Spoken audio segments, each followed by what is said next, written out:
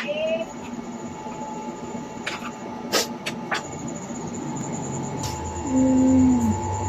dyan na sa kung ano, magkanang anong na makahilak yung taaning Bombay. Ang reason di ay nga nung makahilak ta pag mag-slice ta sa onion or Bombay, kay tungod pag ma-break ang cells ani pag maghiwa ta na mag-release this siya og sulfur compounds and enzymes sa pag mag-mix together to itong duha nga nag-release sa onion maka-create siya og volatile gas na which is makamix sa hangin makakos siya og kana eye reaction sa itong mata na pag once ma-reach niya ang kana atong eyeballs ba naman yung moisture kanang may watery substance ang atong eyeballs mo to maka-create siya gamay na acid o i-trigger niya ang atong tear gland na makahilak-hilak ka.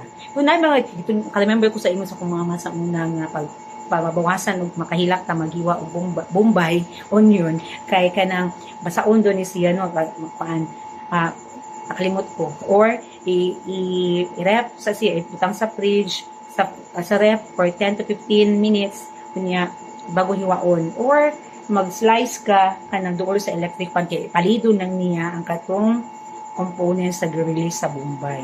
Pero late na. Nakahilak na ko ug manan ko slice sa akong mga Bombay.